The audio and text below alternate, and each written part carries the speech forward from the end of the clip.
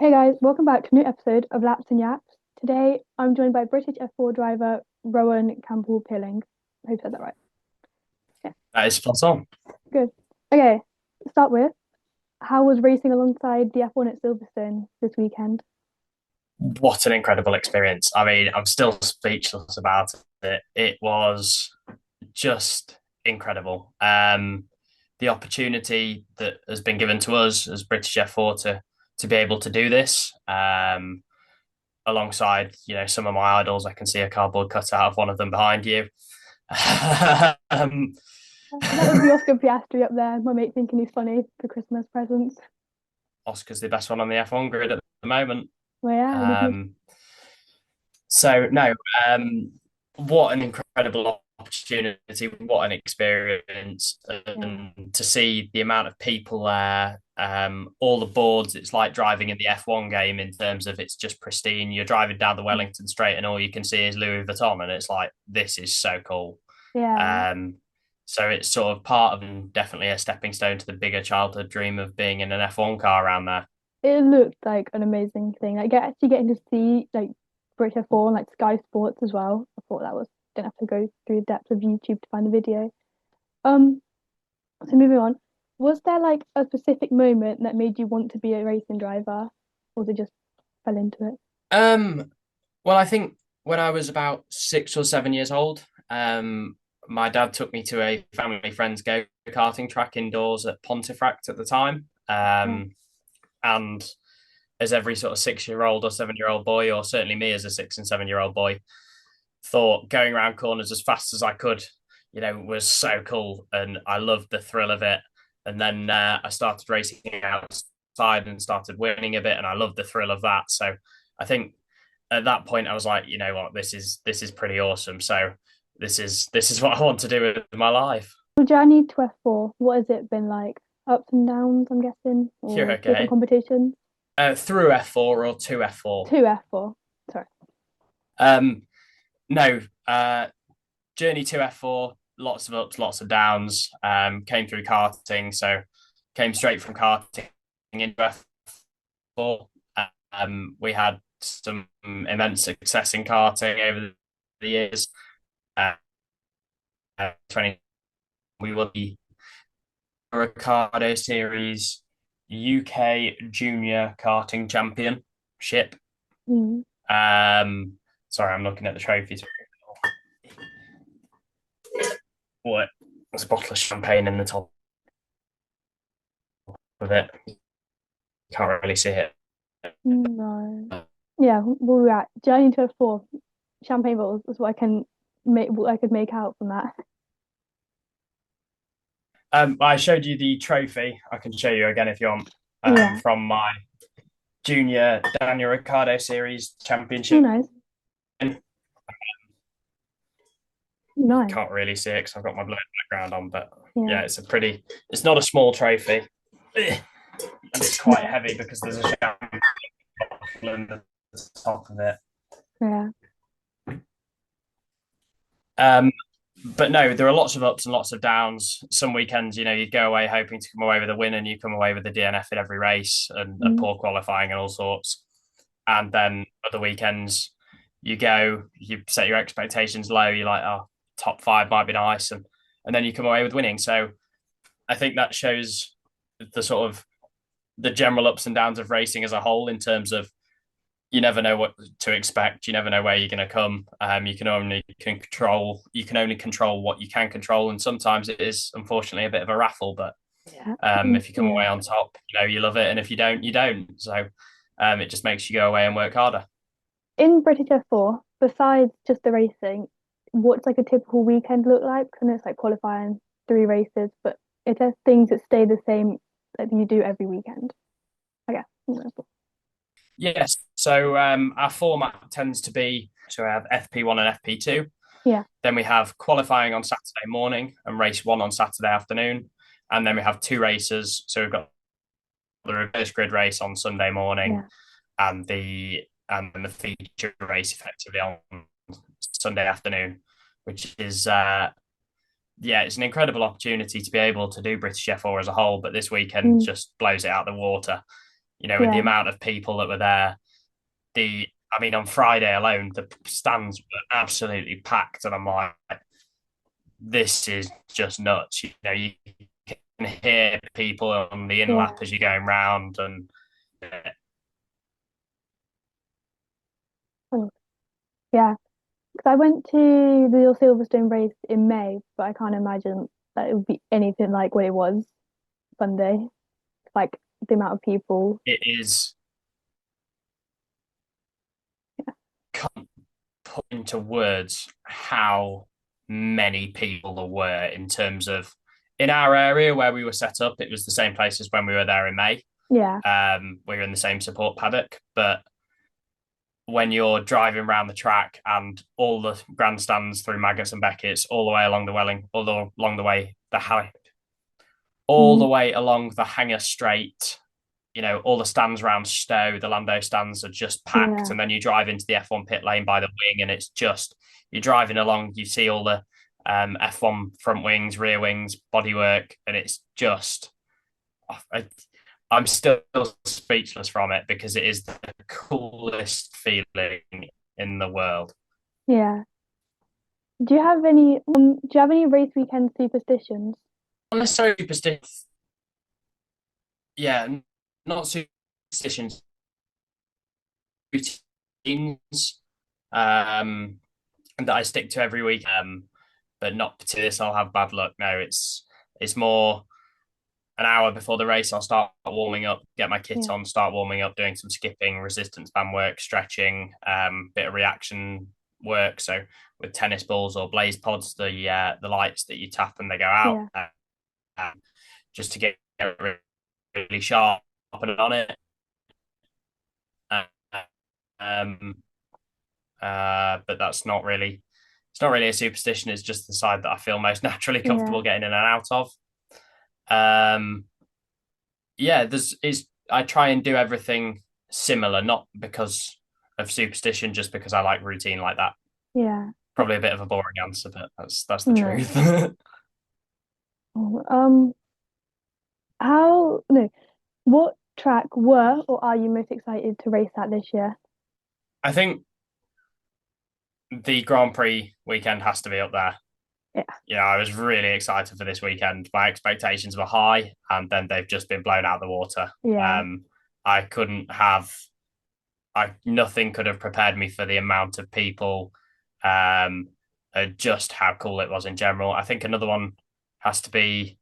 Well, I think I've probably got three. okay, I'd say Donington, because we go there twice. It's so close to yeah, home for me, so we've always got great support from family and friends there. So the national weekend and then the GP weekend later this year. I'm looking forward to Knockhill. yeah, In the preseason test, we had really good speed there. We topped the timesheets on day two, so I'm looking forward to Knockhill, and then Silverstone goes without saying. Really, it was yeah, just I'll just say it's awesome over and over again because I don't know the words to be able to put it into perspective of how cool it was. yeah. What has been your hardest race this year so far? I think hardest race. Um, that's a very good question. I mean, off the top of my head, I think we've had a few that have not gone our way. Mm, Whether that's been,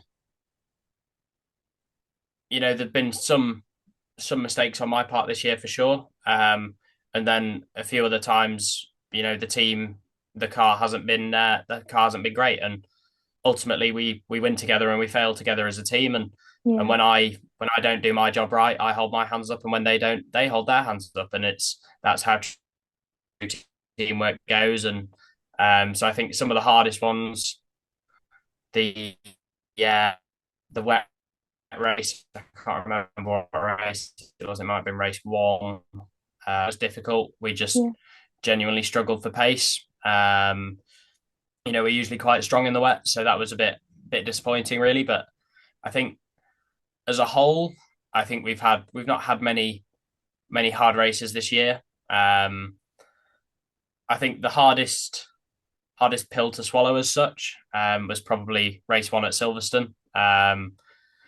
Yeah, Obviously, had a really solid start. Got into second off the start. Took the lead off Hannah down into Brooklands, and then had suspension yeah, failure coming out of Baggett and Beckett's. And that was, yeah, that was hard to sort of overcome because I've done a great job in everything I yeah, could, and unfortunately, just a freak failure in the car cost us probably a win. Unfortunately, so that was the hardest part was knowing that I couldn't have done anything about it and knowing that no one yeah. else could do anything about it either. So that was difficult. I'd say if I had to put a finger on the hardest race this year, it'd have to be that. And well, I say hardest race like we finished it. We got around we got around half the lap. I mean, it was a good start, so it's only there. Um, It was a very good start. It was solid. yeah. It was a good start to the weekend. How like involved do you get with setting up the car for like a week different? Yeah, how within like changing it from suiting one track to another? Constantly giving feedback on how the car feels for you, on how the balance changes, whether it's oversteery, understeery, high speed, low speed corners, and what your preference is. Do you like it to be more understeery? Would you like it to be more oversteery? And you speak to your engineer about, it, and then they make changes to try and suit you. So I think ultimately every weekend you are changing the car quite a lot throughout the weekend. Your quali setup won't be the same as your race setup because you've got higher tire deg. You might be Yeah, in dirty air for the race, so you need a bit more wing in that case.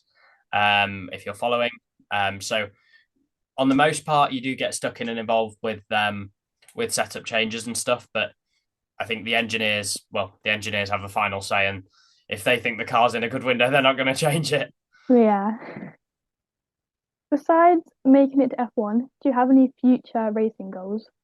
Well, for starters, my goal is to be a Formula One world champion. I wouldn't want to go to Formula One if I Yeah, wasn't going to be competitive or I didn't think I could win. yeah, Um, a lot of drivers have the goal of, I want to get to F1, and I wouldn't want to go to F1 if I couldn't be competitive and try and win and try and push for podiums and world championships. So that's yeah, my ultimate goal. I think be pretty cool to do Le Mans one day. That's certainly up there. And then maybe even try a bit of stuff in IndyCar, maybe the Indy mm, 500 or something like that. There, I think the Triple Crown would be cool to do, but yeah, that's also a very big ask. yeah. That's a lot of work. Um, is there anything you do outside of racing? Yeah, big To, time. is there anything you do outside of racing to keep like a balance between just, like racing and normal life, I guess? Normal life. Um, I spend a lot of time with family and friends. Yeah, I love playing golf with my little brother. My little brother is very big into his golf, so it's some nice sort of bonding time with me and yeah, him when we go and play golf. Um, but for the most part, training, simulator work, going and being with the team, helping them with whatever I can, yeah, getting stuck in, seeing what they're doing at the workshop, learning more about the car, learning more about everything that I possibly can. yeah, Because the more I know about the car, the better feedback I could give. Therefore, the better setup changes we can make, and therefore the faster we can go. So, for the most part, mostly racing, but in my downtime, I do like to relax with family and friends. yeah. When you were like younger doing karting and you had school as well, was it ever like hard to have to balance school and racing, or was it you just it happened naturally? Um, Certainly through my GCSEs, it was very difficult. Yeah, And school have been incredibly supportive with me when I've been missing school for to go away racing at weekends, or you get back on Monday and you haven't done your homework and you're like, oh yeah, dear. Um, but no, for the most part, they were very very supportive indeed, and we got done what we need to do. I've just finished my A levels now, so I'm scot free, as they say. Um, so no, full focus can go on racing now. But throughout most of my life and most of my karting time, it's been a big juggling act. But we've managed to sort of keep the ball rolling and keep school nicely balanced with racing. What A levels did you do? 'Cause I'm going on to mine next year.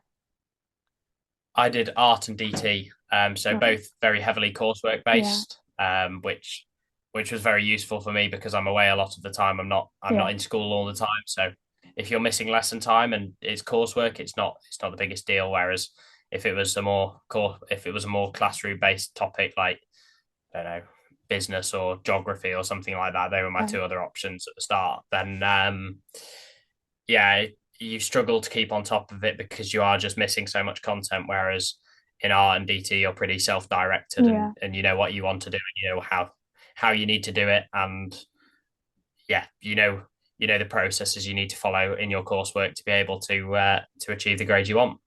yeah. I don't think mine are coursework based. I think sport is. What are you looking at doing for A levels? Politics, history, BTEC sport, and I'm trialing English language because you have to take four, but I don't want to do it. A lot of essays, from what I've been told, but it'll be great. I How does like your family and friends have heard that influence? also. Yeah, especially history. My brother did it, and he's like, "Your papers are just essays, and they're like 2 hours." I'm like, "Great, that's really making me excited for it." Oh, lovely. Oh, how does like your family and friends influence your racing? I think family and friends are so important, and especially the amazing thing about your friends is you get to choose who they are. Yeah, And I think if you surround yourself with good people and strong people, then you naturally become a strong person and resilient as well. And when you come off the back of a poor weekend or you haven't got the results you were hoping for or wanted, it's important that you can come back to a supportive family and supportive friends that do help you, that do pick you back up and sort of get you back on the wagon as true. such and um, reset, start training again, do some sim prep, go again, and bounce back even stronger from a bad weekend. So I think yeah, it's incredibly important to have supportive people around you, and I'm very lucky and privileged in the fact that I've got an incredible family behind me supporting me all the way, and incredible friends that Yeah, uh, support me through thick and thin and have always stayed by my side. yeah, nice. I have three last questions, and they're the questions I asked drivers when I was at Silverstone, so they're a bit like not odd, a bit different. So, if you could race in any motorsport series apart from F1, what would it be?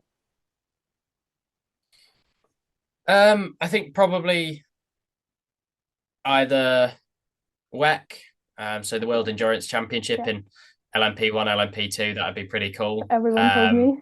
Or probably IndyCar as well. Yeah, You know, both of them are incredible career paths. You get to travel the world, you get to see amazing sights, yeah, and you get to race in front of amazing crowds. And not saying that you don't at Toka because the crowds are just incredible at on touring car weekends. mm, You know the amount of support that you get on a touring car weekend is amazing, really. yeah, You know, you can have up to 60, 70,000 people at touring car weekends. And I thought that was a lot. And then you went to F1 and it's 500,000 and you're like, whoa, this is a lot of people. Um, but at the same time, it's pretty similar in terms of the tracks that touring cars are on are yeah, slightly smaller. So there's less space. So even though the banks look packed, it's not as many people. But at Silverstone, it almost looked a bit like a touring car weekend, but because there are so many more banks and yeah, so many more grandstands, it looks relatively similar from where you're sat in the car, but when you go to the yeah, fan zone and the fan area and where the main stage is, that's when you realise how many people there truly are. It's just yeah. crackers. Yeah. Okay, who on the British F4 grid would you want to do an escape room with? Oh. um, that's a very good question.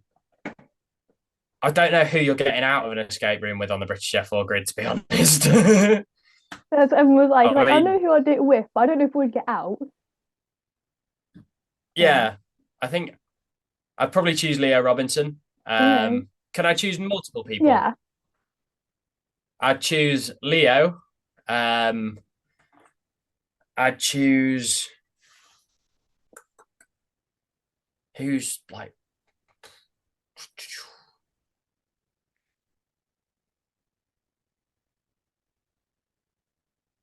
I'd probably choose Jimmy because he's Okay. quite smart.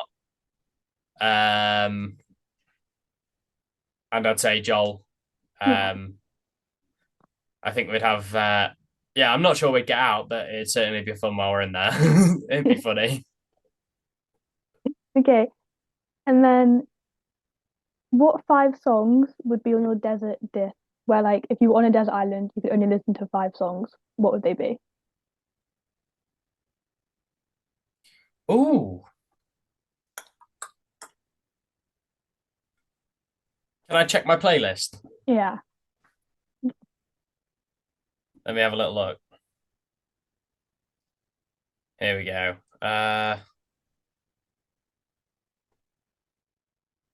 Do. I think